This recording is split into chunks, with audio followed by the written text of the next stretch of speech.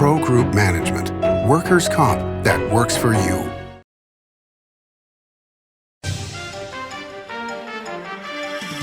Welcome to Nevada Newsmakers. On the broadcast today, Colonel Kris Thompson joins us. We're talking military issues for the whole show on an all-new Nevada Newsmakers.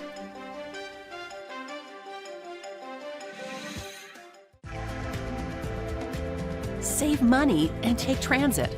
Did you know you can ride the bus all day for less than what it would cost you for a gallon of gas? Plan your trip now by going to rtcwashoe.com. It's a good time to eat. It's a good time to play. It's a good time to win. Ooh, your good times are Tamarack. As you know, Reno is booming. Toll's development company is helping it grow with insightful design and development, building community with every project, adding beauty, adding excitement, emphasizing our shared humanity. Reno is becoming bigger. Toll's development is helping it become better, more livable, more enjoyable. To learn more, go to tollsdevelopment.com. tollsdevelopment.com. Carson Valley Inn, it's your place for the good times. Carson Valley Inn.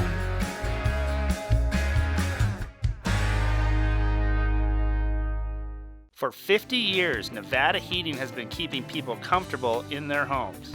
At Nevada Heating, call the Do It Right guys and get the air conditioning back on today. That's the Nevada Heating way. Why sweat for days on end when Nevada Heating can get your air conditioning fixed today? Call us today and we'll fix it today at 323-5585 or schedule us on our website at nevadaheating.com. This is Nevada Newsmakers with host Sam Shad, a no-holds-barred political forum. Now, from the Nevada Newsmakers broadcast headquarters, here is Sam Shad. And back on Nevada Newsmakers, we're always pleased to welcome back to the program Colonel Kris Thompson, retired U.S. Army National Guard. Pleasure to have you back, sir. Thank you, sir. Before we get to the main topic we want to talk about, I just wanted to kind of do a quick update on what's happening with the Ukraine war. It seems like we are now sending every possible thing that we can send short of nuclear weapons to Ukraine. In your postings on Facebook, you seem to have been quite happy about what we're sending. Yeah, I'm happy about what we're sending. I'm not happy with the pace. The Biden administration and their Pentagon announced we were going to send our second-level tanks, M1A1s, very capable tank. We use those in Desert Storm, and it can take out any of the Russian equipment they have over there, but then they said it would take a year to get there. So now I guess they're finding a way to shorten that time frame. They're also talking about sending A-10s, I heard recently, which I love. I think that'd be beautiful. F-16s. So those are the warthogs. Those are the warthogs, which our government says that we don't need them anymore, but the Ukrainians are asking for them. In the Army, the warthogs, the A-10s are near and dear to our heart. Angels on our shoulders.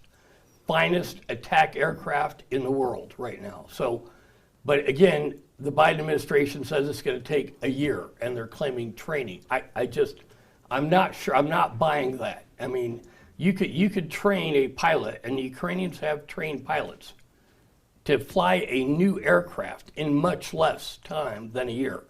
So it seems to me they're expressing support for the war, but kind of behind the scenes, kind of keeping the equipment on a slow roll into the combat zone. What do you think about the fact, and it is a fact, that we are having to ramp up capacity at all of our manufacturing for military weapons and bullets and bombs, etc., because we're literally running out? Is that the reality that you see? I don't think we're actually running out, because there are stores all around the country. And in fact, overseas, we have ammunition dumps everywhere we have combat formations. I'm okay with that. I mean, it's, number one, all ammunition has a shelf life anyway, so it has to be replenished at some point. You clean it out of the dumps and you bring the new stuff in. And I think it's kind of a good exercise. in Desert Storm and in the Iraq War, we had to severely ramp up our pace of ammunition production for both of those events for the same reason. So I think it's a good exercise periodically to go through this kind of retooling and ramping up of the ammunition production. What about the idea that came out, 20 odd years ago, that we needed to have the ability to fight wars on two fronts when we're not, in quotes, officially fighting this war, but we are obviously as involved as you can be without sending men into battle? I'm smiling because that is a great point. Even then, when we said we had the ability to fight on two wars, everybody knew we did not.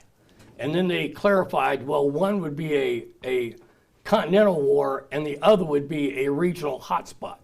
And even then, we knew we did not. We didn't have the air transport and the sea transport to move our heavy equipment around the world to two different locations. They were going to do it sequentially. They played games with that phrase. There's no way right now that the size of the military could take on China in Taiwan, and then step in and support NATO fully in the event Russia invades some NATO country. Do you think that at any time within the next 5 to 10 years after this war is over, because it eventually will be over, that Ukraine is going to become part of NATO? I believe so. I think as a political move, I think it's important to, I think any of the American presidents coming in, to bring Ukraine in. And the reason is it gives another buffer area to NATO to keep Russia away from the economic base in Europe, which is Germany and France. And so it gives us more space and time in the event Russia were to go to war. Do you think at some point that Russia is going to run out of money to be able to continue funding this war? Because that's what happened during the Reagan administration. Exactly. I was going to say the same thing. And you know, the Reagan administration broke them economically, which is why their whole country fell apart.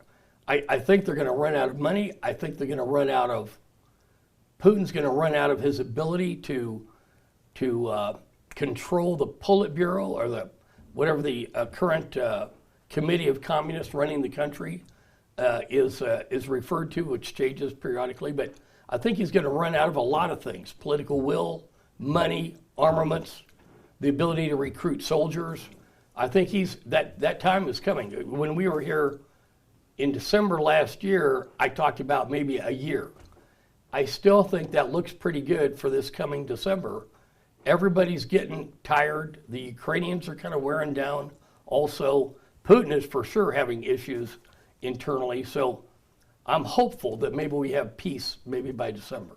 You know, one last thing on this, which has been fascinating to watch, is the emergence in terms of news coverage of what's going on in Africa, not only with the Wagner Group, but also with the European countries that have had long-standing relationships in Africa, and China that is establishing more and more relationships with Africa.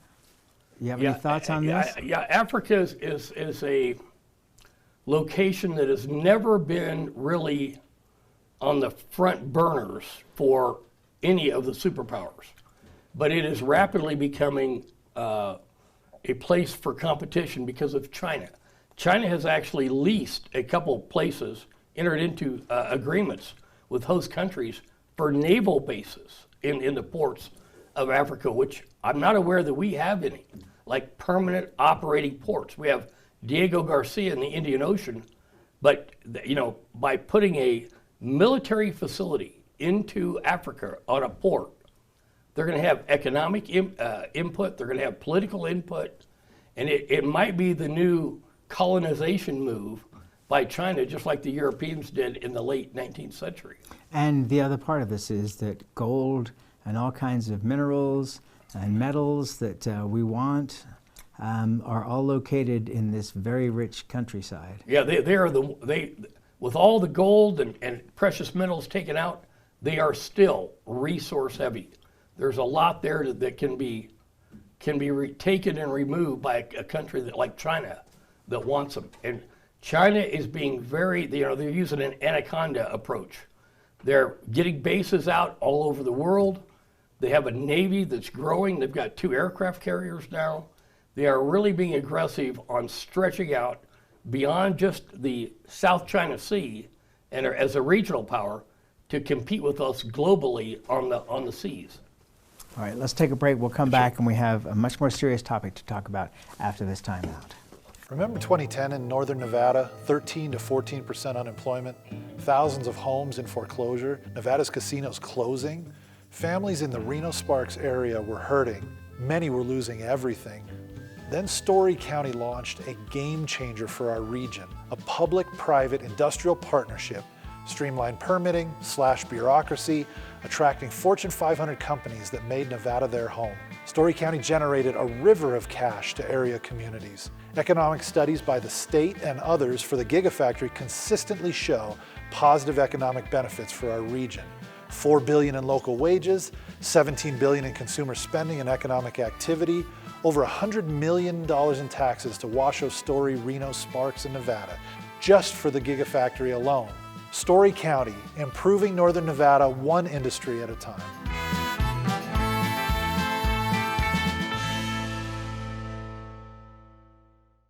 The Nevada Builders Alliance has been protecting the interests of the construction industry for over 50 years. Our programs save members thousands of dollars every year and allow them to provide much-needed benefits to their employees. Our industry also allows Nevada to grow. If you're thinking about a career in the construction industry, reach out. And if you haven't thought of a career in construction, what are you waiting for? We are the Nevada Builders Alliance.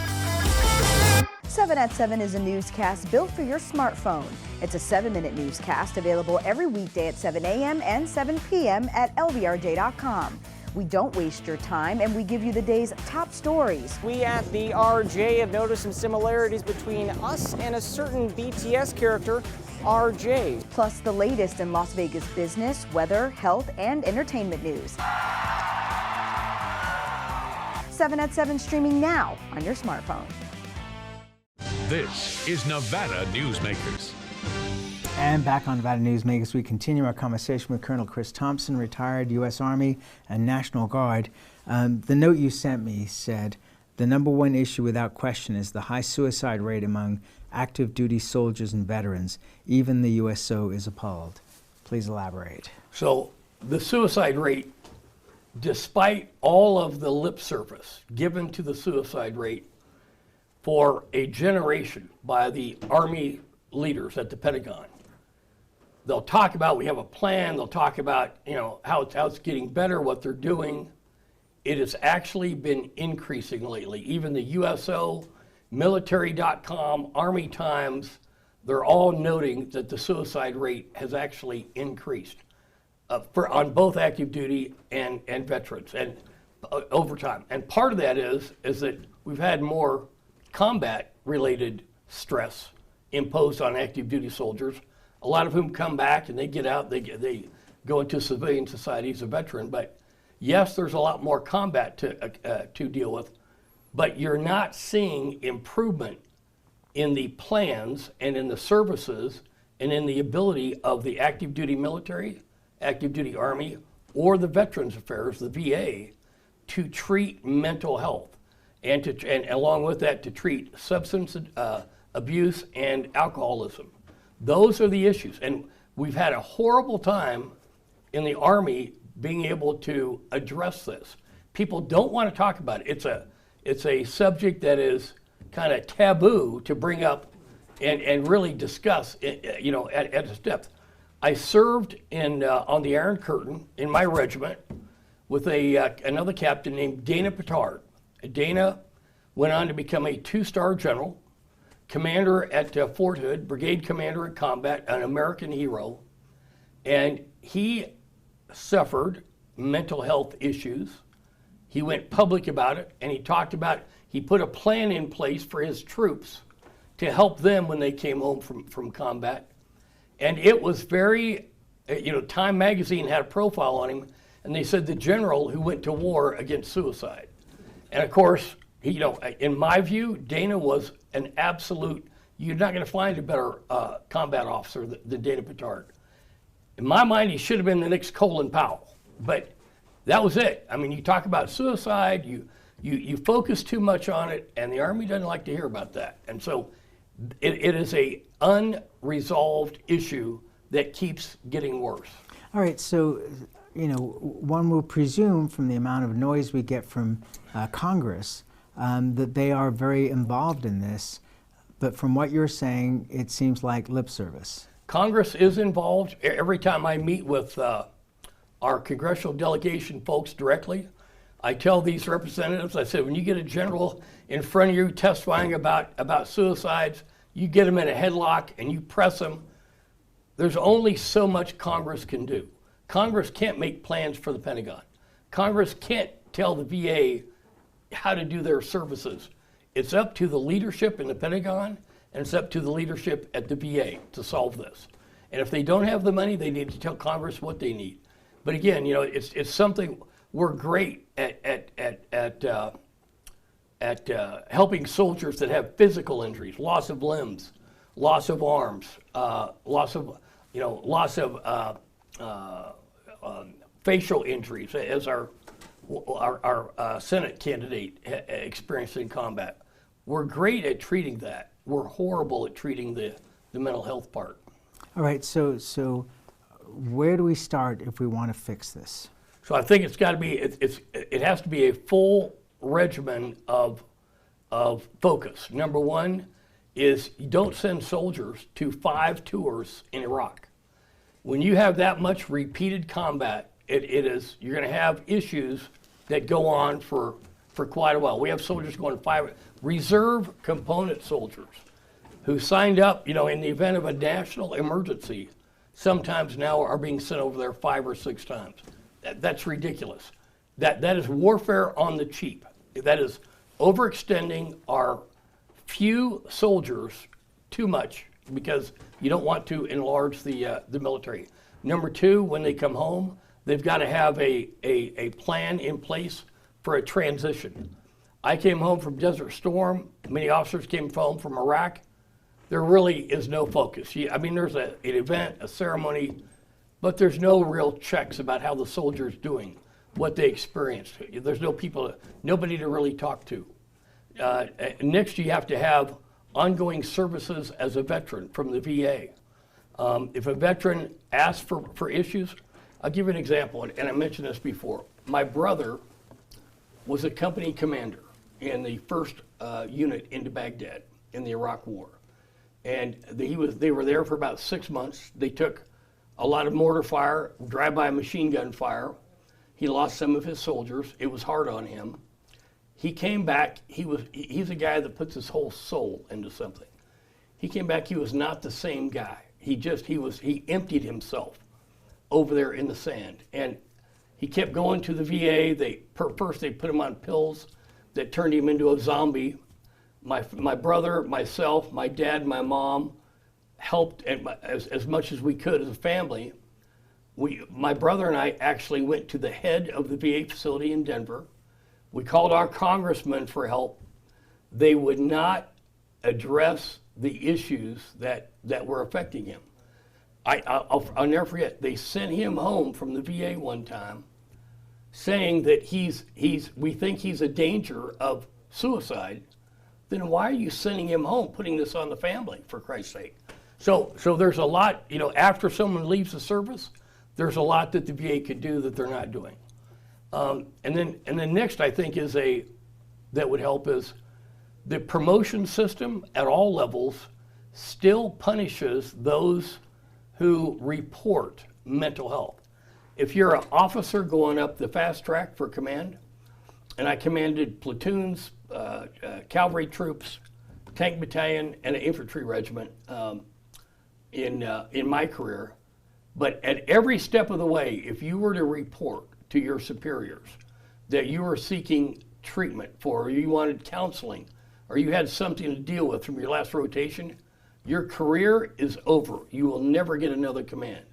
And so all those things, it's a whole suite of things that need to take place to to fix this or to help it. We'll never fix it completely, but we can do a lot better than we're doing now.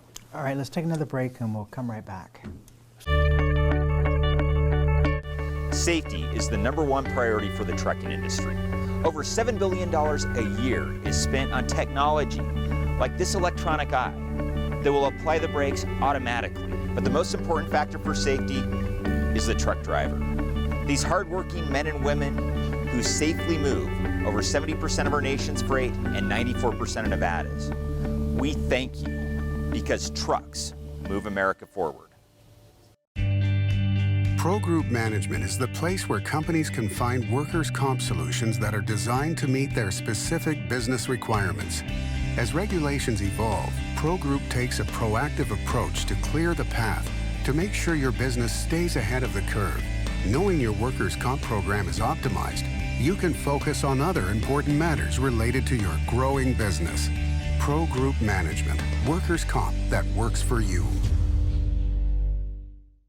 Like a traditional handmade basket, retail is woven into the fabric of life in Nevada. From big box to mom and pop, retail supports our communities in countless ways. Jobs for the disabled, team uniforms for kids, help for the elderly, and so much more. Retail employs over 1 in 10 workers. Retail supports Nevada, and we support retail. RANNV.org. What do you count on? You count on your power every day. At NV Energy, we've always powered what's important to you, but we're not looking at the past. We're focused on the future. While our standards are high, our rates will remain low. And our commitment to renewables isn't just meeting standards, but leading the way. Because you can count on more than just your power. You can count on the company who brings it to you. That's our promise. You can count on it. This is Nevada Newsmakers. And back on Nevada Newsmakers, we continue our conversation with Colonel Kris Thompson, retired. He's a U.S. Army and National Guard. You know, one of the things that always is surprising and somewhat shocking to me is when the National Guard gets deployed overseas, because you don't think, you know, as the average person, and I didn't serve, I mean, I came from England, I was already well beyond the age of where I would be conscripted. And so it's hard for me to understand all of this. But, you know, when you have National Guardsmen being into these combat situations, that seems to me to be something that's horrendous, and I'm not sure that they necessarily signed up for that going in.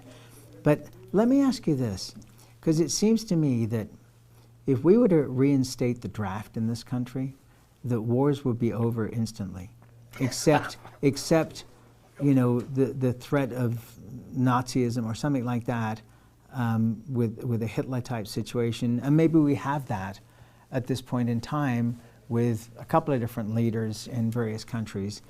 But, you know, there could be positive things to having a draft. I think, you know, you hit on a great point, because when Colin Powell was the Secretary of Defense, they put in place a plan where every active duty division, one of the brigades would be National Guard. And his theory was that if you, before you send that division to war, that National Guard brigade is going to go with it. You have to get the support of the public to mobilize that unit and send it overseas. And so at this point, you know, they're sending National Guard units overseas oftentimes more frequently than the active duty units.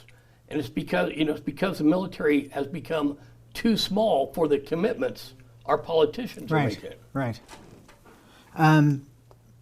The other part of this, and we talked a little bit about this on the last time you were on the program, was contractors, or as you more accurately described them, mercenaries. We really don't have any concept of how many of these folks are working for this country all around the world, do we? We don't, and you know, I think it's interesting that everybody is bad-mouthing the Wagner Group, which is essentially a private military company.